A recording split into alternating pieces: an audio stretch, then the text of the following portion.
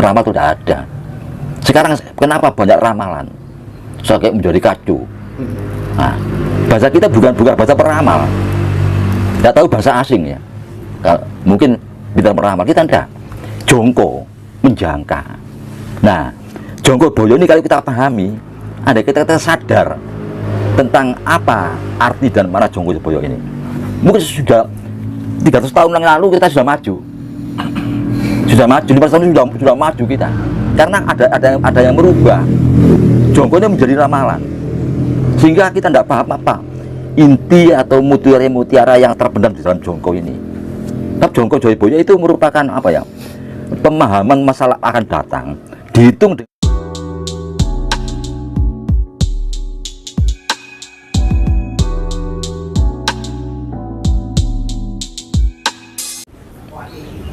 diciptakan Arok pada tahun 1400. Nah, berapa banyaknya? Nah, inilah maka semua negara selalu terjadi pemberontakan dari garis raja-raja pendiri itu. Akhirnya di sini satu tekad, satu kehendak, satu reformasi ya, kehendak reformasi dari setiap ilmuwan untuk mereformasi keadaan. Timbullah demokrasi. Demokrasi yang pada intinya bahwa pengganti pimpinan atau penguasa bukan lagi keturunan tapi dipilih. Nah, dipilih karena sudah tidak mungkin lagi kalau keturunan timbul pemberontakan lagi, dipilih. Nah, walaupun tidak dipahami, disadari dan tidak disadari, yang menjadi calon-calon yang dipilih ini masih garis keturunan dari yang di atas, masih garis, masih cucu-cucu daripada pendirinya tadi. Coba masyarakat tidak akan paham, tidak akan mengurut. Calon ini presidennya 5 misalnya, presiden dan wakil presidennya 3, berarti 6 presiden dan wakil presiden. Siapa ini? Ya, orang yang waktu itu memang dianggap layak dicalonkan dan mencalonkan. Tapi kalau terus ke belakang, ini tidak jauh daripada keturunan para raja-raja dulu. Nah, itu di mana-mana, di mana-mana. Nah, ini yang sering terjadi, maka diperlukan demokrasi dengan dari pilihan itu. Nah, ini sekarang kembali kepada Bapak Tanah Jawi tadi, di mana pada akhir Mojopahit itu timbul satu cerita, legenda atau fakta sejarah tentang Cacapono Genggong. Ini tidak jauh dari seorang ilmuwan untuk membeber tentang perubahan dari kerajaan ke demokrasi tadi, dari kerajaan ke demokrasi, tidak jauh dari itu. Nah, oleh karena itu menyebut tentang Brawijaya terakhir. Nah, Brawijaya terakhir tersingkir lari ke timur, akhirnya karena kalah perang dengan anaknya, dengan putranya, akhirnya dikejar oleh Sunan Kalijogo atas perintah Raden Patah. Nah, terus di situ terjadi dialog antara Kalijogo dengan Brawijaya, dan terakhir Brawijaya dengan Cacapono Genggong. Nah, ini siapa? Ada yang menunjuk itu Kertabumi, ada yang menunjuk itu Kertawijaya, ada yang menunjuk itu Girindawardana. Brawijaya terakhir ini tidak terpecahkan. Nah, kalau dipelajari secara apa ya, dari kacamata sejarah sulit. Nah, artinya kita kembali kepada pandangan spiritual, filsafat, bahwa ini monolog antara jati diri sang Brawijaya ini dengan akunya, Tapi kalau tidak ditarik ke situ, dari sisi sejarah sulit untuk diketemukan bahwa yang dimaksud dengan Brawijaya lari ke timur untuk minta bantuan ke Pulau Bali karena terdesak oleh putranya. Ini siapa? Brawijaya yang mana ini? Tidak bisa ketemu. Dan di situ putra dari Kertawijaya banyak sekali keturunannya ini, banyak sekali. Nah, kalau itu monolog itu betul. Nah, kalau itu monolog berarti yang dipersoalkan ini bukan masalah luar, ini masalah dirinya sendiri. Nah, tentang dirinya ini itu pun masih hancur lagi, dikaitkan dengan bagaimana Brawijaya ini oleh Sunan Kalijogo ditarik ke Islam, sementara dia itu Hindu, katakanlah atau Jawa. Nah, akhirnya terjadilah dialog. Akhirnya dalam dialog ini Brawijaya menerima untuk masuk ke agama Rasul Islam. Dengan menerima, Satu Palon tidak terima. Terjadi dialog kedua. Akhirnya Satu Palon meninggalkan Brawijaya dengan pesan, "Apas, saya akan kembali 500 tahun lagi." Ini monolog. Nah, ini kalau dipecahkan secara monolog, kita akan menemukan mutiara-mutiaranya. Apa yang dimaksud dengan ini? Dialog ini. Nah, ini kalau dibiarkan, bisa terjadi pemikiran yang berbeda di antara kita. Bahkan juga ada sinar-sinar atau tanda-tanda kertaan. Nah, tapi kalau dikaitkan lagi dengan demokrasi tadi, klop. Nah, rupanya ini yang dimaksud oleh para bujangga, para ilmuwan kita. Itu kita kembali kepada jati diri. Apapun kita, siapapun kita, apapun agama, kembali ke jati diri. Tidak mungkin negara itu makmur tidak berdasarkan jati diri. Tidak mungkin negara itu makmur tidak berdasarkan persatuan dan kesatuan. Tidak mungkin. Pasti landasannya persatuan dan kesatuan bangsa dan jati diri. Ini rupanya kembali ke sini. Dan begitu semua akan bisa menerima. Nah, tanda-tanda menerima ini sudah kelihatan. Tanda-tanda bahwa semua bangsa ini menerima. Maaf ya, ini saya tidak bicara masalah politik. Habib Rizik pun sudah mengatakan saya ini Pancasila. Tidak ada sini yang tidak bicara Pancasila. Semua bicara Pancasila. Ini tanda-tanda bahwa kita ini menerima Pancasila itu sebagai dasar negara, filosofis bangsa, ya, sumber dari segala sumber kita terima. Nah, cuma sekarang tinggal pelaksanaannya.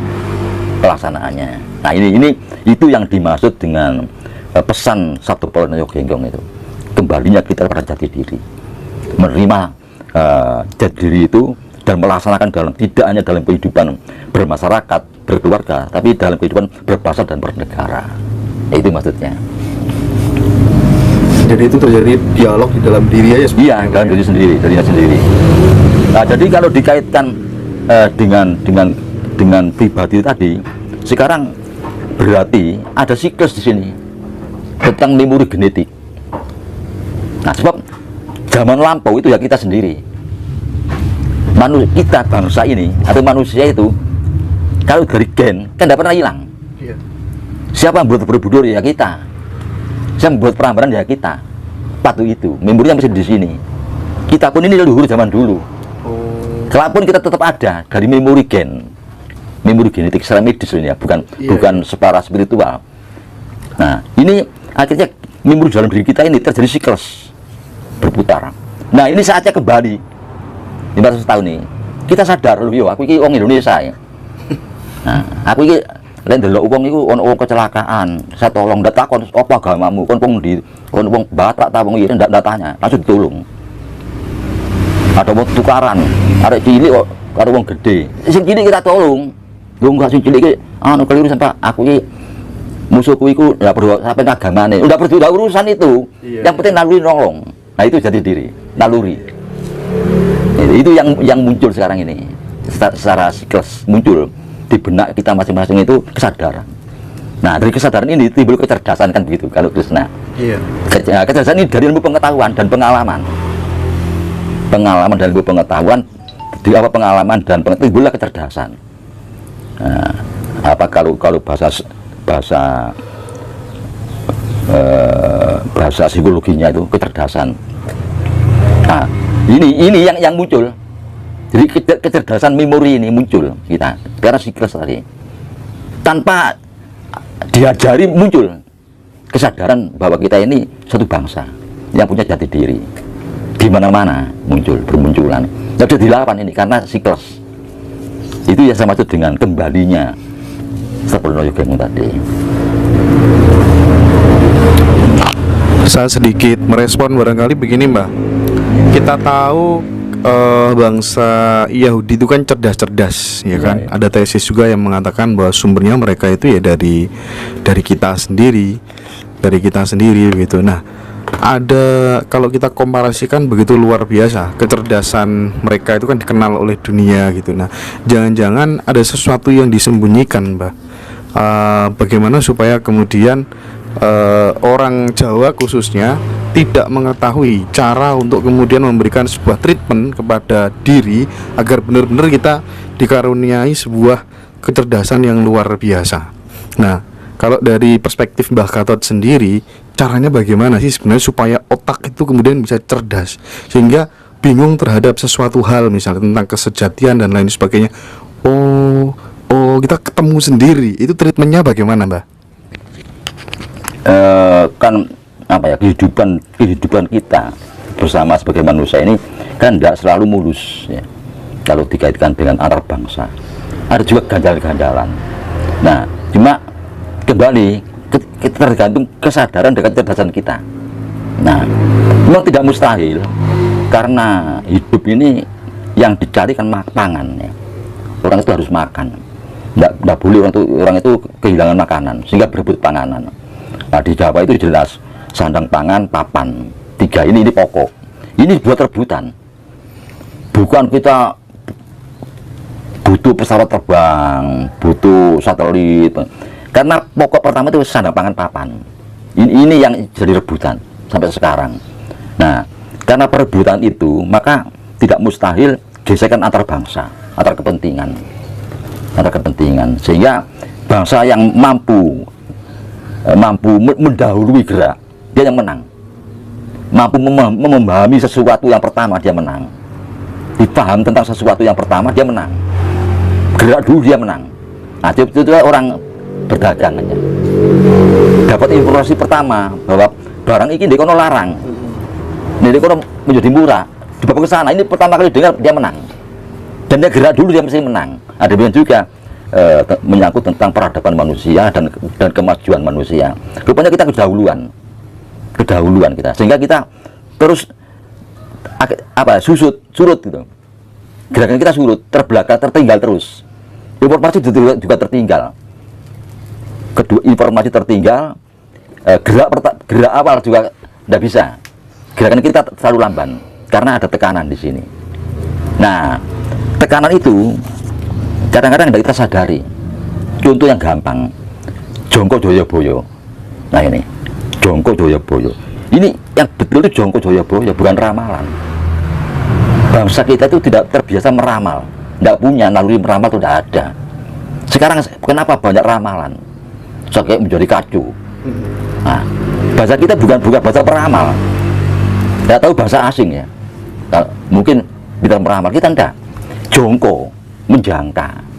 Nah, Jongko Boyo ini kalau kita pahami, ada kita sadar tentang apa arti dan mana Jongko Boyo ini. Mungkin sudah 300 tahun yang lalu kita sudah maju. Sudah maju, 500 tahun sudah maju kita. Karena ada yang merubah. Jongkonya menjadi ramalan. Sehingga kita tidak paham apa inti atau mutiara yang terpendam di dalam Jongko ini. Nah, Jongko Joyoboyo itu merupakan apa ya? Pemahaman masalah akan datang dihitung dengan fakta yang ada, secara rasional. Lek ini ono uang usaha palem, nah, palem ya, usaha palem regu, kulaknya kemana-mana belinya, ke seluruh tanah Jawa, ekspornya ke Eropa. Nah, demikian terjadi perang antara Irak Amerika, maka semua kiriman ke Eropa menjadi batal semua dan jatuhlah pengusaha palem itu. Nah, selang 10 tahun setelah itu, di mana-mana ada pohon palem di sini.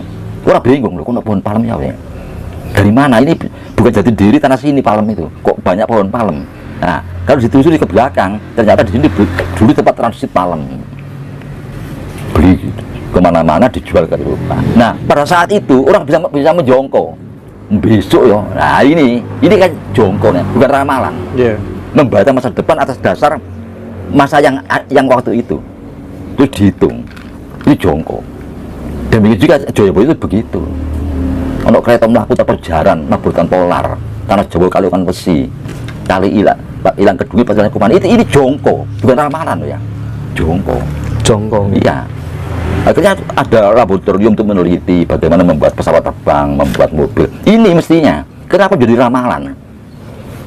Nah ini ada sesuatu yang merubah menjadi ramalan, ditunggu akhirnya kita tidak maju, kalah cepat dengan mereka. Actionnya yang kurang. Iya, actionnya kurang. Dan tak tanggap kalau ini jongko, bukan ramalan. Bahkan sekarang kita ini dianggap bahasa peramal, ngelamun meramal sehingga enggak akhirnya kacau masyarakat ini menjadi tidak karu-karuan jadinya itu. Iya. Itu. Iya. Sekarang fakta realitas di dunia ini kan ada dua negara besar yang ingin menjadikan semua negara itu berkiblat kepada dirinya. Yang satu Tiongkok, satunya lagi Amerika begitu Mbak.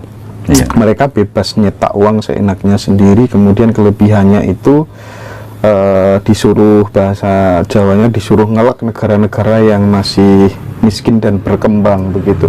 Nah, melihat kenyataan seperti ini, contoh misalnya siapapun yang jadi presiden di Amerika, entah itu Trump, entah itu Biden, tapi kan kenyataannya memang ya akan tetap menjadikan Indonesia sebagai negara yang budak mereka, baik itu Tiongkok maupun Amerika.